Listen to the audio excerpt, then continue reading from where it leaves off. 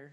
So we have today our panel of federal land managers, and we're going to go in this sequence that we have seated: Brian Glassbell, Tricia O'Connor, Gopal Nujabale, and Pat Kinney, representing the Elk Refuge, one of the largest national forests in the lower 48, Tricia, Gopal, Grand Teton, and Pat. And we're doing that by proximity to Jackson because, as you heard earlier, it all happens here, right?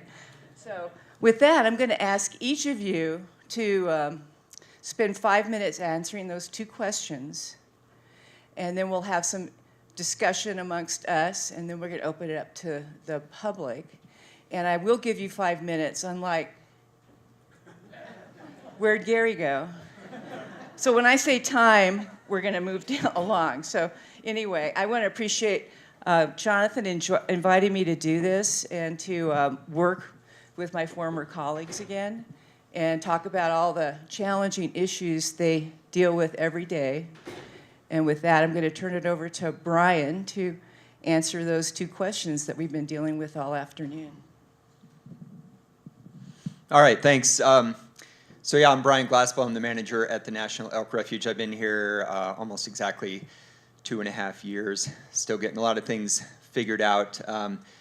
And my apologies to folks who heard this spiel from me a little earlier today. We all went and talked to the Chamber of Commerce at lunch, and I've been reformulating my thoughts all day. So I came prepared to talk about sustainability and wildlife management and chronic wasting disease. But when I got here this morning and I sat down at my table and I talked to my cohorts there for half an hour, I threw everything out and changed up my plan. And I feel like actually the biggest issue, perhaps you might frame it as a threat that we face is diversity and representation. I mean, I walked in the room and I stood by the door there and I looked around and I thought, man, this is like the whitest, oldest room that you could step into. And I'm part of that. It's not an insult. It's just an observation. But I'll go back a couple of years. In 2014. I had the privilege of being the manager of the nation's largest wilderness area at Arctic National Wildlife Refuge. In 2014 was the 50th anniversary of the 1964 Wilderness Act. So I got to travel all around the country going to these big events talking about wilderness, and every room looked just like this.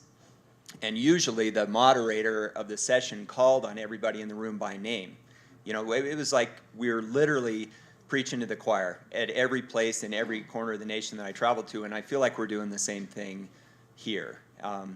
So if we're going to talk about the things in my day job that I care about, sustainability and wildlife management and conservation, and we're just going to talk to each other, you know, we're not making forward progress. So I do feel like that is genuinely the biggest threat that we face here and more broadly as perhaps as a conservation community. We're making decisions here that will affect people who aren't in the room, and that's the bottom line. So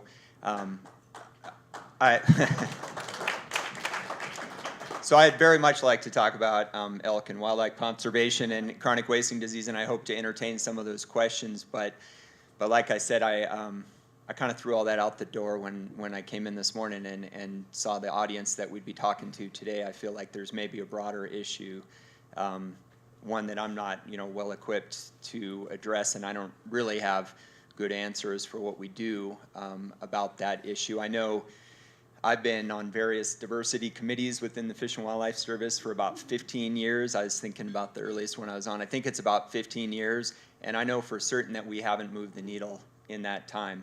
We've been very effective at bringing new diverse communities into the agency and abysmal at keeping them. And so the net effect is zero. We haven't changed our workforce at all.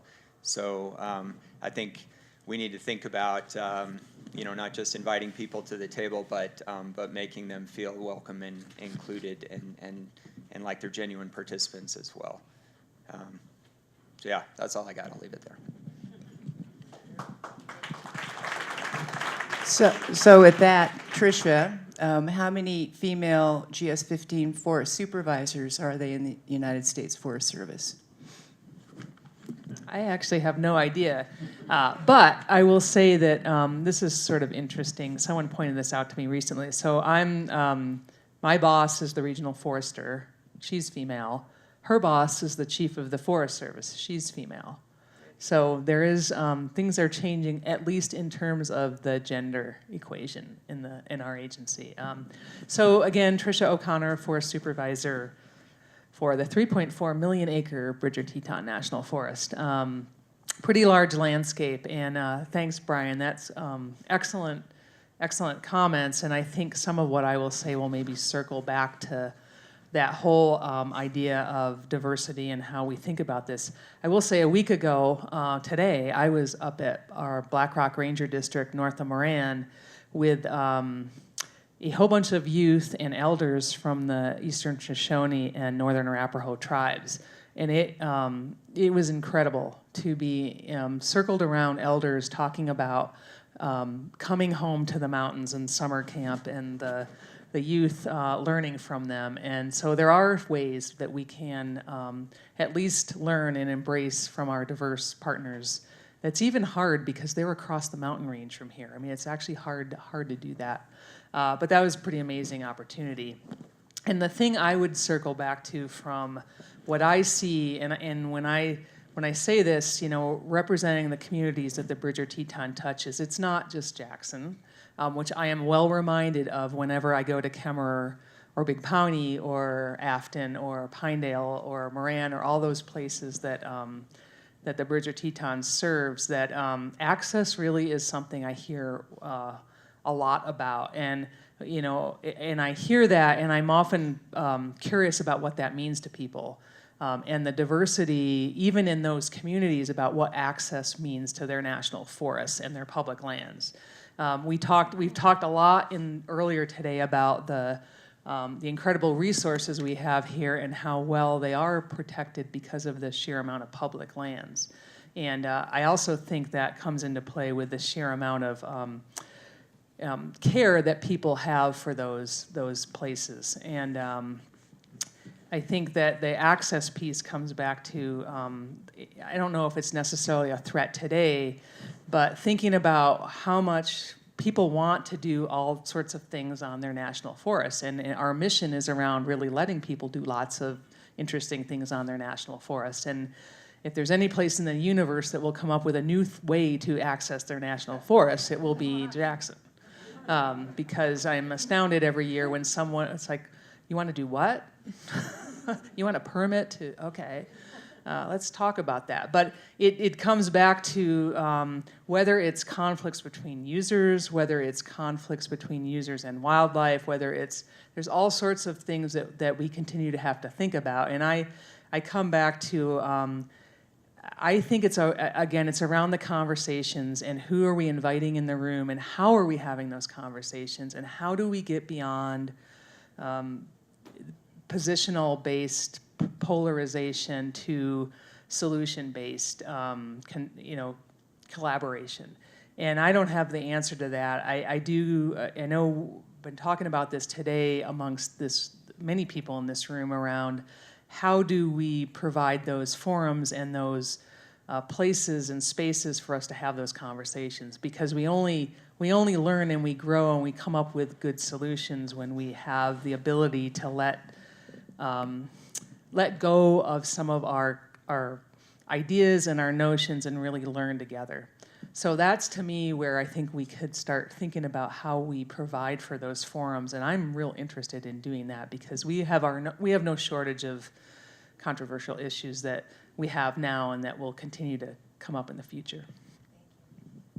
And Gopal, who is the acting superintendent of Grand Teton National Park and the John D. Rockefeller Jr. Memorial Parkway. Yes. And unfortunately, Mary is a great speaker. David Bello is a great speaker. I'm marginal on speaking. So you're going to have to sort of stick with me. I, too, threw out my notes, and I've been listening to what everybody's been saying here and that what we just did at the chamber. This has sort of been blowing me away, and I'm really appreciative of being here. I'm an ecologist by training, and it's really been pointed to me about the interconnectedness, right, of everything that's going on here and how we partner together. We couldn't do a Grand Teton National Park what we do without everybody in here. And that's not hyperbole or pandering. I was thinking about what Kate was saying about the school district. That's why I'm here, right? I have to go find a school district that's going to be good to have my family to as I work my way up the National Park Service. That's important to our staff, too, right? The airport, the tourism industry. The hospital, right? The great relationship we have when we pull people off the mountain. The sheriff's office, the city, the county, right? When we have weather events. It's just tremendous. And I will say that we're lucky. This is not the kind of relationship that all national parks have with their gateway communities, right? And I really, a testament to Mary, David, and their predecessors for building this, and to all of you, right? It's very clear to me, right, the commonality we have here is we all care for this place, right? We're all coming in from different perspectives. We have different outcomes we're trying to produce, but we all care in the same way about that. And I think that is an underpinning of why we work so well together, and I really appreciate that. And before I go on to answer these questions, I do want to thank folks in this community for the support they gave to our team, and your teams too, all of our teams during the lapse in appropriations. It was really trying on folks, right? We are still recovering from it. It's going to take at least a year to get out of this, right? And it seemed as bad on TV. It was really that bad, right, for folks. I was worried that folks, staff of mine, lower level staff, couldn't pay their bills. They're deciding, do I do electricity or do I do water or do I get food, right? And some of the programs that Kay was talking about, amazing to me. So really thank you from the bottom of our hearts, the support you gave us. It was not unnoticed, and it really brought tears to a lot of staff eyes. With regard to, now let me flip this. With regard to things I feel people should know about time. That's great, though. I'd rather stop there. Can I stop there? Because I was about to get weepy. Go ahead. I'll try not to get weepy about this, though. But here's some things that I want to know, and Pat I'm in front of him, so I can take some of his talking points, but hopefully not too many, right? Cam took mine last time. But the ecosystem writ large, and tell me if I'm correct on this, is in pretty good shape, right? When you look at ecosystem processes and what we're trying to do with our with the federal land management, we are in better shape than we have been in a long time. So it's easy for us to think about, the flowers that are stepped on, or the mice that are getting squished, whatever is going on, right? And people care about that. I don't mean to put that down, right? We care about individual bears out there. I don't necessarily see it the same way, but I know people feel very passionately about individual animals. That's not what we are about, right? We are about processes, ecosystem structure, ecosystem functions. If we keep the things going that are supposed to be going, we will have the wildlife and the attributes that come along with it, right? So that's, to us, is like fire, it's water, it's climate change, it's those sorts of things. But that's important to know, right? It can seem like we're overrunning this ecosystem, but it's in really pretty good shape. We are proud of what we've done, and I think, your federal team here, we work extremely well together, towards this end, and we look at things at an ecosystem scale. The Greater Yellowstone Coordinating Committee, several working groups along there. I was told to give a plug about that, but that is our mechanism for working together, right, to get some of these things done at an ecosystem level. I will also say that the people are going to keep coming. Right? Find Your Park. Did people ever hear about that? Wildly successful, right? What? We found them, right? Another part. Right, well, and I think that's the thing, right? I mean, we wanted to be relevant. We got relevant. We hired one of the best firms out there, right? Calgon, Take Me Away. We all remember that, right? That is testament to what they did. Find Your Park was really, really good. We weren't prepared for it, right, as a National Park Service. And I understand there is a Find Your Park 2.0 coming, right? We're going to try to be more prepared for that. It really did hit us hard. We did not think it would go as well as it did. And what we did, I think we underestimated, certainly from my perspective, coming from Washington, D.C. and some of these other places, we underestimated the younger folks and the technology that spurned this growth. Right? So everyone, we've talked about this before. I won't reiterate that. But people are going to keep coming. And along those lines, I think it's important for us to realize that we have to continue to be sensitive to the value systems of the people who are coming, right?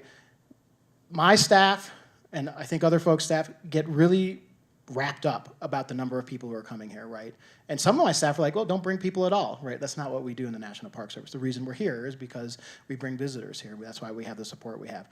Local folks, too, I totally get it. They remember what it used to be like, and it was different and nicer in some ways for certain people. But what we tend to forget about are the other people who are coming, that 90%, 90% of the other folks who are coming, who want to come here, they want to be inspired, right? They want to spend money, and they want to go home and have that bucket list thing checked off of what they're doing, right?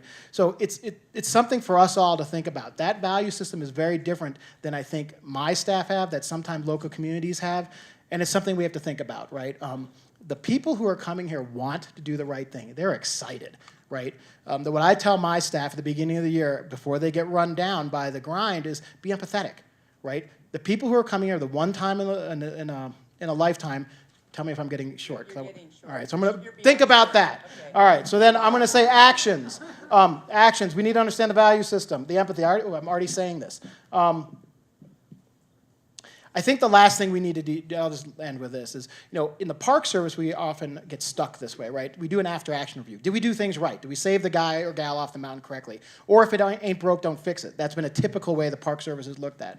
What we are trying to do in Grand Teton National Park, and I think some of the forward-leading superintendents in the National Park Service, is try to understand with their community partners, are we doing the right thing in the context of a predictable but changing environment, right? Snow's coming, but it's changing. Fire's coming, but it's changing. Visitors are coming, but it's changing. How do we dynamically steer together through that? And I'll stop there. And Pat, we've known each other for, Too long. yeah. No, I don't Let's think not so. talk about. Let's not talk about how old I we think, are. well, we worked at Denver office together, and we're on some planning efforts, so that's what's good about Park Services. You do get to see each other again. So I'm Pat Kenny. I'm the Deputy Superintendent of Yellowstone. It's quite an honor to serve in that role. It was the world's first national park. It's an idea that has been expanded throughout the United States, and it's been expanded and exported to the world. I did a talk yesterday, actually, to Bowling Green University, and I did some homework for that. And there are 1,300 protected areas now around the world in 100 countries. And you think about it, it just started up the road a little ways, that whole concept. So we've exported the idea of national parks. The cool thing is we're now learning from that because folks from those countries are coming here and teaching us about managing protected areas, similarly to what we've been doing for many years in the Park Services, helping other countries set up national parks. So that's a really cool concept. And we should be really proud of that as a country. Gopal mentioned how the ecosystem is in better shape than it has been. 50 years ago, we didn't have wolves on the landscape. 50 years ago, we did not have the number of cougars we have on the landscape. When Yellowstone National Park got created, we had 23 bison. We now have a bison herd over 4,000 animals. The elk herd is more balanced than it has been in some time because of some of these actions. I want all of us to think about the successes we've had in this ecosystem. It's easy to find the problems. We can find problems all day. But think about what we've done so far. That's my challenge to all you, is to think about the successes we've done. And I will tell you, we didn't hit home runs to get wolves back into the park. It was people taking bases on balls and hitting those looper singles into right field that got us there. Small steps got us there. Leadership got us there. Folks like Bruce Babbitt and Mike Finley fighting the fight, and going back before them, Bob Barbie, fighting the fight to get things done in this ecosystem to make it better. So we need leadership. Number one, my number one action, and we can sit in rooms like this and talk strategically. We must do it. We cannot manage national parks as islands. We tried that once in our history, and it didn't work. And I've been with the National Park Service for almost 29 years, and I've seen how we have tried, and we've gotten better at working with partners and communities. And we got to keep getting better. We need your help. There's my number one challenge to all of us in this room. And I'm part of that challenge. I feel negligent that I haven't been to Jackson for a year. The last time I was here was 22 and 21. I own that. I'll be back before then. I'll just tell you that. I think the other thing that's really important is we got to think strategically. Obviously, this is a kind of a big strategic initiative to sit here in a room all day and talk about this. But we have to become tactical at some point and take actions coming out of these big strategic thoughts. it's critical. I want to talk about lake trout. Are y'all familiar with our native fish conservation program in Yellowstone? You know how much we're spending annually? Any guesses? Yeah, $2 to $3 million a year trying to kill non-native lake trout out of the lake. We're having success. The science panel is meeting later this week. Last year when I sat through the science panel, they were extremely pleased at the success and what we're seeing in the lake trout population. But what I would say is, just think if we would have been more nimble in our decision making when we first discovered the problem. Think about that. That'd be $3 million in the Yellowstone budget that could be doing other things. We're seeing cutthroat come back. I'm not diminishing the program. The program we have is what we need right now. What I want to do is prevent the next lake trout. I'll challenge you, one of the issues we all better have on our radar screen right now and think about really closely is aquatic invasive species. It's huge, and it won't just impact the ecological side of things in the park. It'll impact the community's infrastructure and things like that. If you go to the Great Lakes, they're dealing with it. You go to Lake Mead, they're dealing with it. So that's just an issue that we got to figure out, and we got to get proactive on it. So those are the types of thinking that I have in my head when I look at the questions that Jonathan posed to us. We need leadership, we need strategic thinking, but we got to be tactical. Thank you, Pat. So with that in mind, and it sounds like the ecosystem is just humming along. Is that what you said? I wouldn't go that far. Okay. I'm not. Let me add a qualifier. I'm not that naive to think that it's perfect. Well, and with that, I think some of the challenges for you as federal land managers is in the context of climate, grizzly bears being out earlier and later, fire frequency and fire length and all of that, and then confronting the chronic wasting disease and brucellosis challenges specific to all of the areas that you're responsible for. How are you I know you're collaborators and you're all colleagues, and there's forums for these people to get together with their colleagues in state and local to talk about common issues and tribes as well. So I'd like to hear across jurisdictions and maybe even with states how we're dealing with chronic wasting brucellosis and other diseases because that's going to affect the wildlife that people come here to see and that we all treasure. So would you like to take a stab at that? You. Sure. Yeah, so as Mary suggested, we do have a forum among the federal bodies, the Greater Yellowstone Coordinating Committee. We meet regularly. We have a call tomorrow morning, I believe. And we talk about these issues, certainly. But one thing, and we have a rotating chairmanship of that organization, so I'm the chair right now until this fall, I believe, just by dumb luck or bad luck or whatever you want to call it. But yeah, I missed the meeting, got assigned, right? Yeah, but one thing we've identified over the last year or two that really resonates with me is that the action is not necessarily on the federal public lands. I mean, the places where we need to do the work are on state and private lands. And so we've got this body, and we talk to each other, and we do pretty well at that.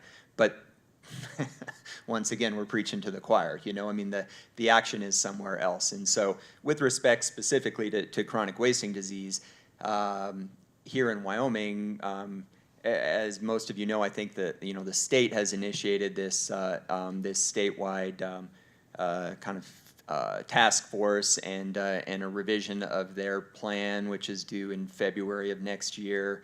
They're pushing hard on that issue. It's not directly relevant to what's going on here because a lot of our concerns relate to elk and feed grounds in Teton County, and statewide it's more about mule deer and not necessarily the feed ground situation. Nevertheless, I guess my point in all of this is that we do in fact work really closely together across jurisdictions and with the state to monitor and try our best to address that particular threat. And a good deal of the surveillance and monitoring is done directly by the state. All of the laboratory tests of harvested animals on the refuge, and I think starting in the park this next year, every elk harvested is required to be tested for CWD. All those go to the state lab, so we'd be high and dry without, without their support and collaboration. And with that, I think there was something mentioned in a prior panel. Andy mentioned a bill that didn't get passed, and I think it's an interesting kind of connection.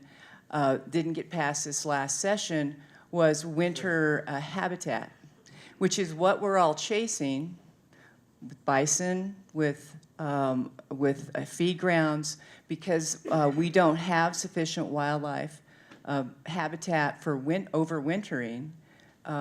This is how we've ended up in a cascade of getting into having more disease prevalence and an expansion of chronic wasting. Does anybody else have anything to add on CWD? Because I wanted to, so you're all aware of it, you're dealing with it, you're testing for it. The other one is also probably reliant on our state and local partners, and it's an issue near and dear to Jackson, and that is preservation of wildlife migration corridors. As we know so little about where the deer have been moving to, and as we learn more about where the deer are moving to, similarly with the pronghorn, it was the forest and the park that created the first national wildlife migration corridor for pronghorn south out of Grand Teton. I'd like to hear from any of you about what we're working towards to preserve those corridors so that in the summer we see wildlife and that they can make it back and forth and survive. So I'll take a stab, and then if you want to add to it. I think similarly with this, the CWD issue, the Greater Yellowstone Coordinating Committee, we had a strategic retreat about, was it been 2 years ago now? And so we landed on two overarching priorities amongst many others that we're working on, and wildlife migration is one of them.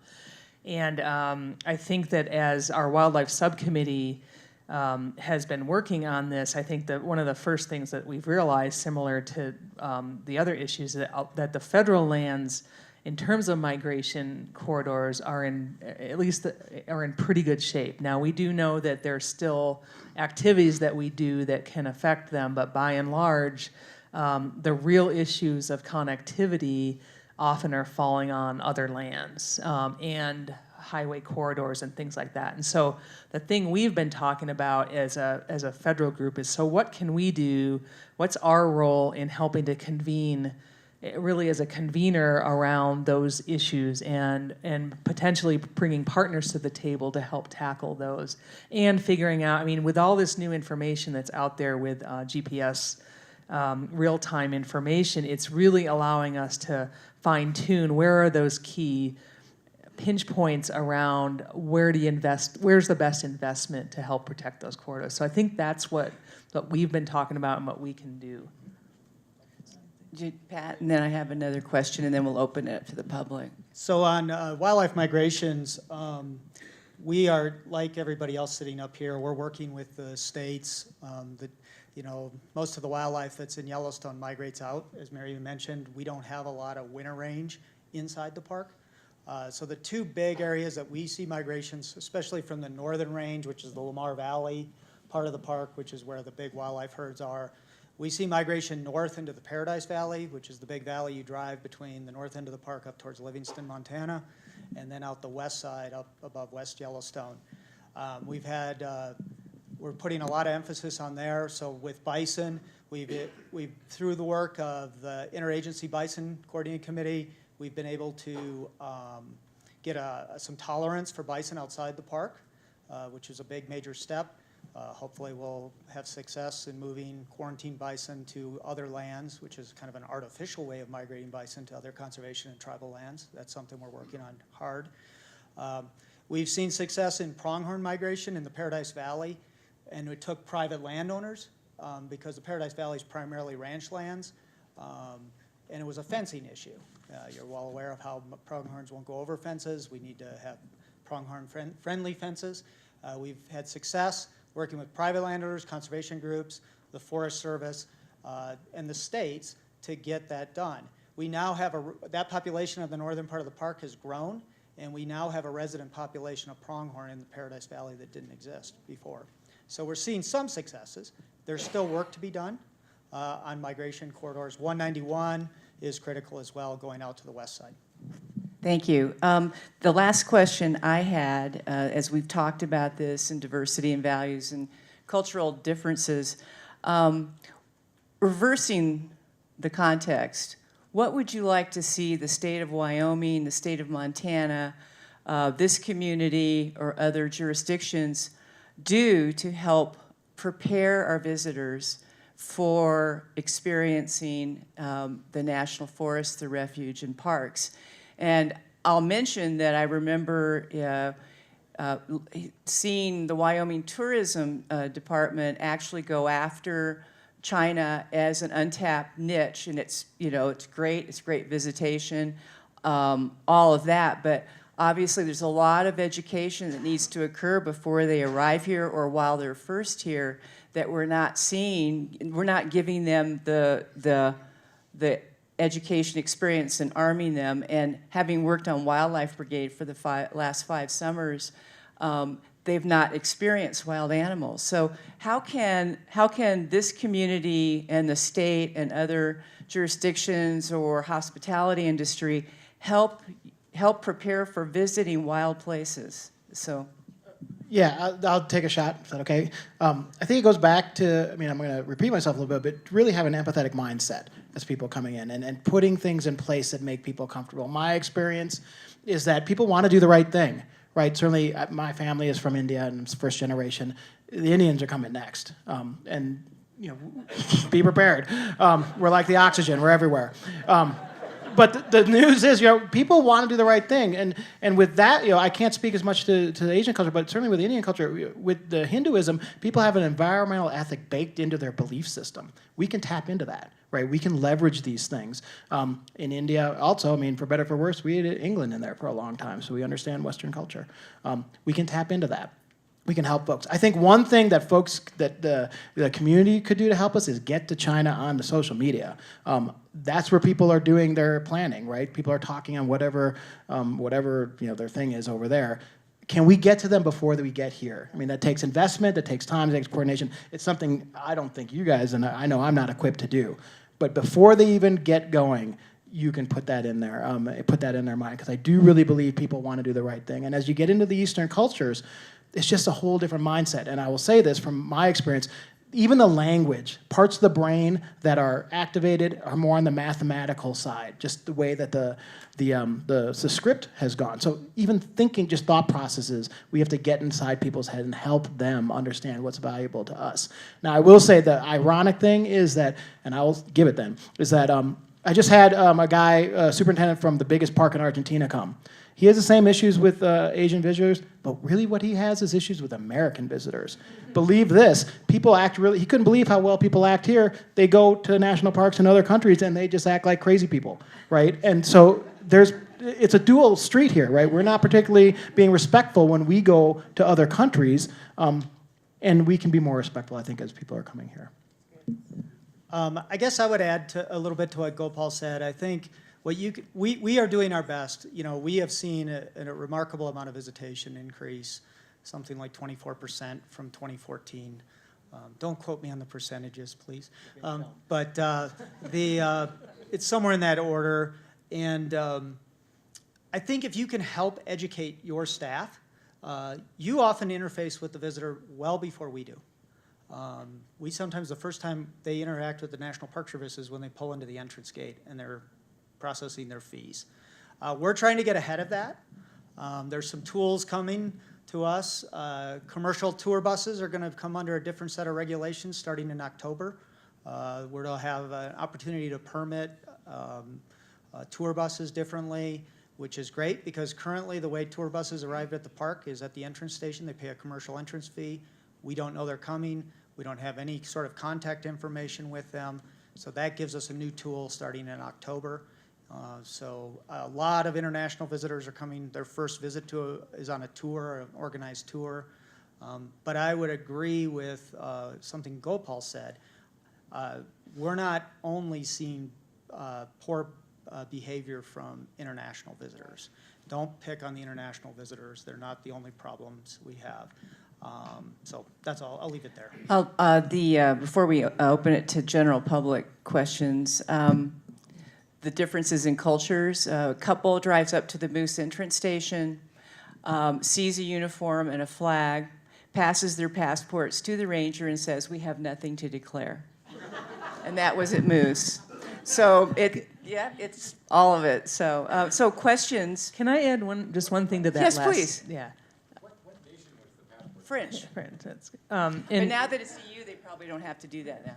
so I would give an example of just what we were last talking about from where I worked before. So I came from Southeast Alaska before I moved here, and lived in Juneau, where this year I think they're getting 1.3 million cruise ship passengers, something like that. It's an amazing increase. And so one of the issues we had in the Forest Service was the forest had a lot of wilderness, designated wilderness areas that bump up against the ocean.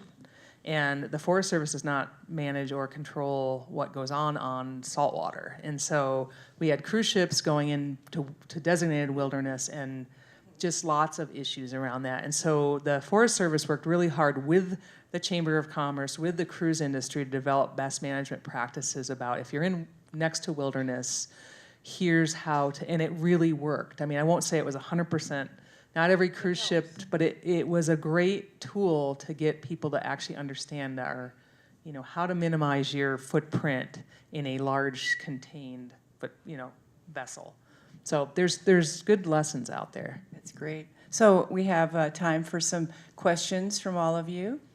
And I'll just add, as I'm walking along, I was part of a delegation to China last year on sustainable tourism, and with Dan Wang's permission, I was sort of representing, and David Velas as well. I just sort of said, well, we'd like, there's a need for communication between visitors and our parks, and there was a very strong recognition that perhaps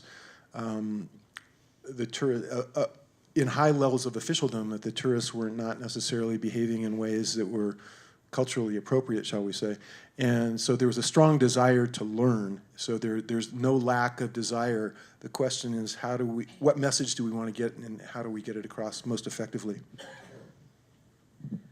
I guess I wanted to further explore this question on educating visitors, be they American nationals or international visitors. I spent a number of years working on, as a researcher on an Antarctic tour ship, and part of their visitor education is showing videos about the environment and appropriate behavior in the environment. And I'm always surprised that the U.S. national parks don't really have that, other than some stuff in the visitor center, but each tour bus could be mandated to show a video in the language. Visitors could be encouraged to pull over right at the entry and view a video I'm curious why that doesn't happen. Is it a funding issue? Is it a philosophical issue? Or why are we not seeing better use of video education in the parks? I think some of it's tradition. When the parks were being developed, we went from a train delivery system to the parks. That's how Yellowstone's first visitors came. And then when we made the migration to the great automobile, I think that kind of got lost, some of that. The regulation change about tour bus industry that I talked about, that's an opportunity now. We can get them information before they even come to the park. Most big coach systems now have videos on them. We're working on products in 12 different languages in Yellowstone, trying to translate those into as many languages as possible. Those are some tools. I've been in international parks where, you have to sit through some sort of education process. I think now the challenge for us would be trying to manage that as we're managing this large volume of visitation that's coming into Yellowstone. We use the visitor centers as best we can, but there's always room for improvement. We're always open to ideas. Funding is a challenge. As I said, our visitation's gone up. through that whole period. Our staffing levels and financial picture has stayed pretty much flat. Yeah, I think I would echo that in terms of I think a lot of it's capacity, but I also think that we are woefully behind on social media, and I think that the opportunity there for how we would collectively, again, I come back to how do we all have a common message that's simple, because you can't, we all know with social media it can't be. I mean, we can have links to great videos, but it's those sound bites, and so how do we do that? I think that's a great idea, and it's one of those things I think within maybe the GYCC that is something in terms of our other focus area on increased visitor use, that might be a place that we could think about. Well, while Brian is still chair, I'm sure you can take that on. And I think Wyoming tourism also has a piece of this responsibility. That's kind of what I was thinking of as well, as they expand into different niches that are untapped, that we make sure that they feel some onus to help us educate, help the parks and protected lands educate the groups that they're connecting with to attract them to come to a beautiful place like this. So, other questions? Yes. My name's Jeff, and I've been going to Grand Teton and Yellowstone for decades now. And from my perspective, the user experience has changed. And so I guess the dilemma is how you balance the quality of the user or visitor experience versus the quantity of people that visit the national parks. It seems to me that this is a problem throughout the country. Zion National Park, Yosemite, Grand Canyon, Arches, they're all struggling with that. And it seems to me that at some point there are limits to how many visitors Grand Teton, Yellowstone can accommodate. And not only is there that issue, but there's also the issue of technology. Encouraging people to use cell phones in the national parks, I think, could bring unintended consequences. So what are we doing to look at the quality of the visitor experience and to try to preserve it for the future? It's a great question, and I think one most recent example of a success or a successful plan is Acadia, who has just gotten an approved plan related to their transportation system for time reservation, expanded parking lots, and basically one-way, and then some online. We also looked at that with the LSR of having to do a reservation system at the Lawrence Rockefeller Preserve if we had to, and how we dealt with that. And it was a good solution for that gift, but it was the size of the parking lot that controlled the visitor experience. And when I said that to a group, a luncheon group that I met with, I was asked, why don't you expand the parking lot? And I explained it was a donor restriction as part of the gift.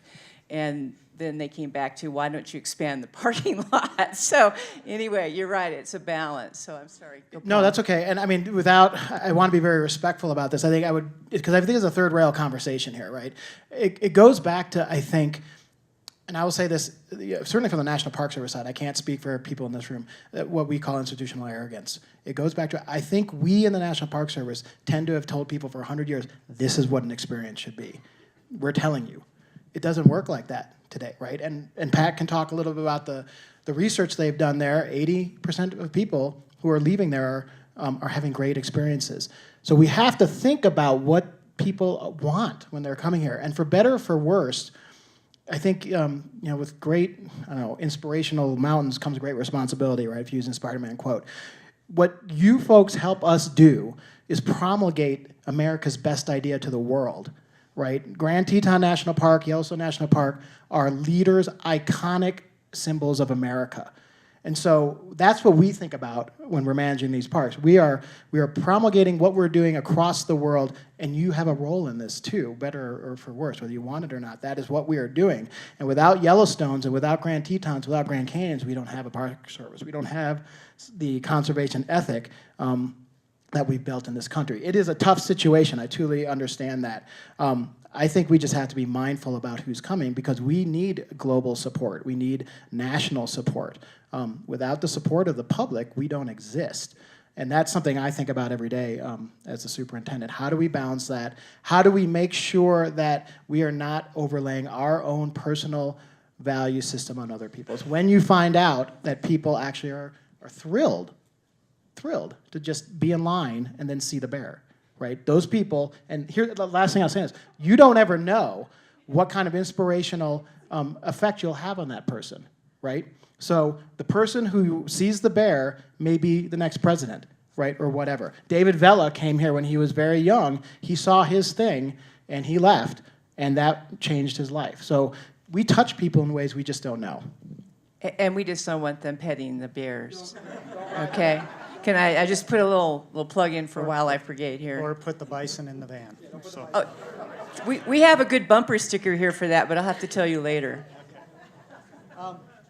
So first of all, I was negligent on my front end of my opening remarks because Cam Shelley, the new superintendent of Yellowstone, couldn't be here today, and you got me instead. Sorry, you'll have to put up with me. But Cam sends his regrets. I want to give you why he's not here, and then I'll get into answer your question. Cam's son is still in Omaha. He got transferred. Cam did in October. His wife and son didn't move. His son is playing in the state golf tournament this week. So he sends his regrets, but Cam is a great father, and he did the right thing, and he set his priorities correctly, and he sent me. So it's nice having a deputy. I want to talk a little bit about visitors' use, a little bit what Gopal was talking about. So our former superintendent, Dan Wank, used to say that the human was the least studied species in Yellowstone. I think he's correct. And he set us on a trajectory to study the human since 2015, 2016, and we continued it last summer. And we'll give you some preliminary data. The final report for this study is coming out in June. I would encourage all of you to get your hands on it. It'll get posted to our website once it's final. So this past summer, we did survey work in the park, May through September. We were there, the researchers were in the park 10 days each of those months, if I remember correctly. They intercept surveys, did some interviews, asked a series of questions, but they also had another tool. They handed out iPads or some sort of a tablet. I shouldn't plug Apple. Some sort of a tablet. They carried the tablet on their day trip through the park, and they had these things called geofences that prompted them to answer questions if they went into Old Faithful or Grand Prismatic or Norris Geyser Basin, to get real-time information, what the level of congestion is, did you have trouble finding parking, things like that. So one of the things we're trying to do with visitors is try to study them. And with this data, we can make operational shifts that we couldn't do before. It was all anecdotal how we were managing visitors. We're getting real-time data that can help us make operational shifts. And we're doing it at Norris Geyser Basin this year. We're adding some additional staff. I'll tell you one thing, we couldn't do, the staff asked for 5 positions to be added to Norris Geyser Basin. We could only have 3 because we don't have enough beds at Norris Geyser Basin to sleep the staff. That's a different issue. But still, we're trying to use data to make better decisions about visitation. We have 4.2, 4.1 recreational visits to Yellowstone. That represents about 1.5 million unique people coming to the park. When we report visitation, it's recreational visits. I want to clarify this because I heard some conversations earlier today that was thinking that was 4.2 million visitors. That's not true. It's 4.2 million recreational visits. So if you're in the region, you go in and out of the park 3 times, you're counted 3 times. So just recognize that. So we think it's about 1.5. We estimate about 1.5 unique visitors. 75% of them, first-time visitors. 95% rated their overall experience in Yellowstone as good or excellent. And 86% said time spent in traffic was moderately to completely acceptable to them. Now, 75% first-time visitors. This is a bucket list trip for a lot of folks. It gets back to values. Us that live, work, and play in Yellowstone or in the ecosystem, our perspective's different than a first-time visitor. We have to recognize that we're trying to balance that out in these decision-making. These are all value judgment decisions. They're not black and white decisions. They're really difficult decisions. And I think somebody said this. We're making decisions for today, but we're also making decisions for generations from now. So it's a tough business to be in. It's a great business to be in. I wouldn't change my life for anything. But just recognize there's a lot of different values at stake. We're trying to balance all those different values. We're trying to utilize the information we have. And I'll make one more comment about visitation. Arches, you mentioned Arches as a park. They were to try a reservation, timed entry system. You know, when the economic model got ran and it showed it was going to cut the economic impact to that region by 50%, there was a little bit of pushback on it. So one of the things that Dan started this, Cam's continuing this conversation is we got to do this smart. We got to have good decisions. We got to have good data and be able to show people how we manage this. And it doesn't kill the economy of the region, but it protects the resources of these places that we love and care about. So I want to riff on a couple of comments there really quick. I started my federal career as a research social scientist for the Forest Service, looking at just these things. And the least studied critter in Yellowstone may in fact be the visitors, but nationwide and internationally, there's a ton of research on people and their experiences in conservation settings. And the most robust finding around the planet is that about 80% of the people that you interview on site said they had a great time and things are perfect. I mean, that's what we learn in every place that we ask. And it makes sense, right? The people that don't like it already found somewhere else to be. You're not going to capture them on site. And there's also this concept called satisficing. You imagine you did a bucket list trip, you just traveled from across the country, you got there, it wasn't exactly what you expected, but psychologically you're saying, yeah, this is pretty good. This is pretty good. That's satisficing. And so at the end of the day, it's not that these studies don't have utility, but what we're lacking is a definition of quality. It's a decision. Quality is a decision. It's not something we discover in nature. And so this, we tend, especially in this region and in Alaska where I came from as well, to equate quality with numbers or with density of visitation. But you can imagine other recreation settings where more is better. I mean, who wants to go to a concert where there are only 10 other people in the stadium, right? Or a big sporting event or what have you. So it's not necessarily the case that lots of people is a lower quality experience, and it's certainly not that case for a good deal of our visitors to this region. And so I do think what we're lacking, perhaps at Yellowstone and certainly more broadly in the region, is a definition of the nature of the experience that we want to provide. And then we can measure whether we're achieving that and what the quality of the visitor experience is. But we haven't really defined, what it is that we're all about. And one last thing I'll leave you with to think about is, so as the visitor use continues to rise in the parks, I always go back to something I heard when I moved here, that people move to Jackson for the parks, but they stay here for the National Forest, right? So people, and so just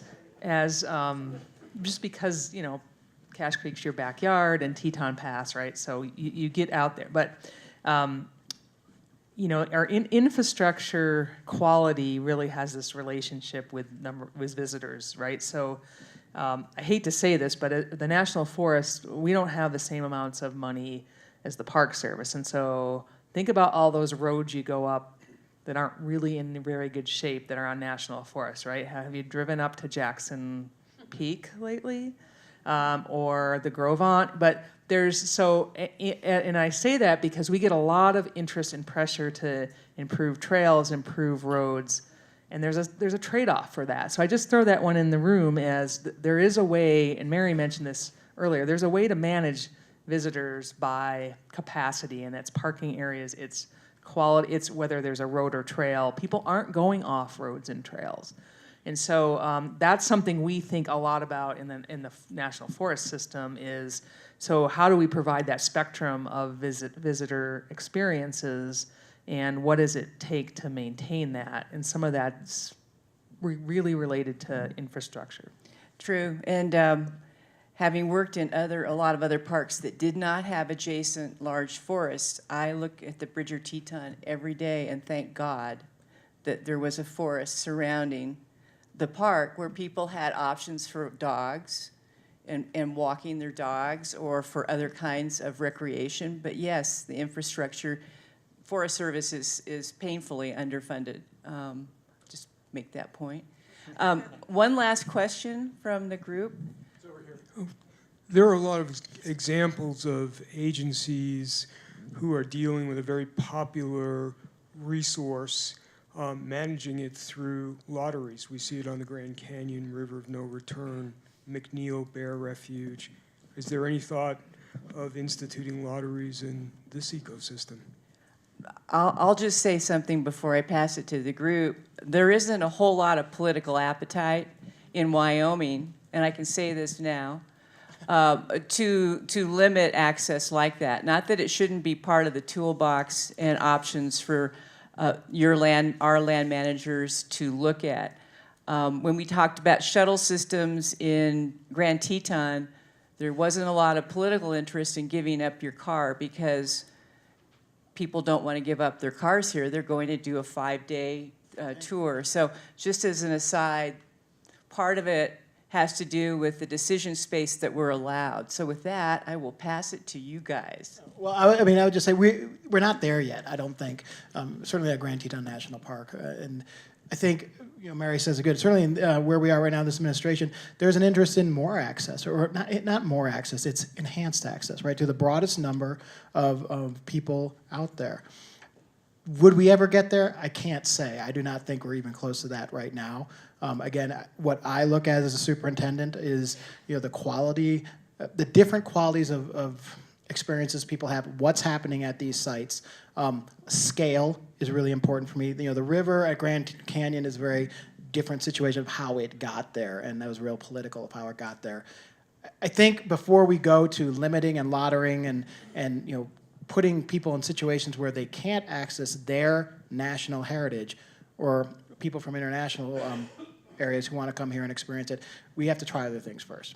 And then I'll say, to somebody's point out, maybe to yours, sir, and to what you were saying, Brian, we are right now at String Lake developing, and some of these other hot spots in the park. What are the desired conditions there, right? Once we identify what those conditions are there, based on data, what do people want there who are coming there, then we can start to develop tactical strategies of how to manage it. But we're at the front edge of that. We want to do it on science. Well, and on that element, it's not just the visitation that we have to provide quality for. The first and foremost purpose for having a national park is for preservation, while allowing use, while educating people.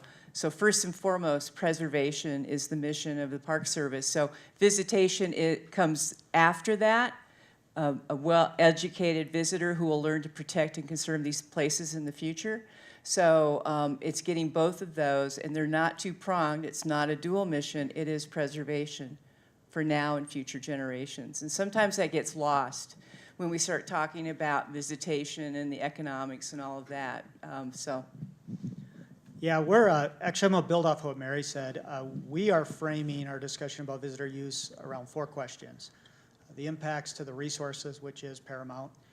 The impacts to our operation, our staffing, and our infrastructure. Because as I told you, our staffing is staying flat. So you're thinking about, increases in visitation, but our staff is still trying to manage all those incidents that occur throughout a place called Yellowstone. It's a stress on them. It's a stress on our operational systems. The third question that we're looking at is the visitor experience. What does it mean for an experience? I agree with Brian. We need to do a better job of defining what that experience is, or those ranges of experiences we're trying to achieve. And then the fourth prong is the social economic impacts to the region. So that's how we're framing our discussion in Yellowstone. We're not at a place with CAPS. Cam Shelley, the superintendent, has made that clear. He feels that we need to do some more homework on this and get to a place where we can defend any decisions we have. As Mary said, the political appetite has to be there. We got to be able to have a solid case as we take this up. The decision would not just be made locally. It would go to our regional office, it would go to the national office, it would go to the secretary's office, and then the delegations get involved, and it just is, there's a political piece to this. Yellowstone generates $635 million to this economy. So it's not small potatoes. And there's people of values, various values. We were over at Cody, the park was. I happened to miss that trip, but over at Cody, their perspective may be different than Jackson's. West Yellowstone's may be different than Jackson's. It's just, there's a lot of different perspectives. Thank you, thank you. And I want to thank everybody in the room for your patience and time and attention, for saving not the least, but the last session. And I want you to please give a round of applause to your civil servants.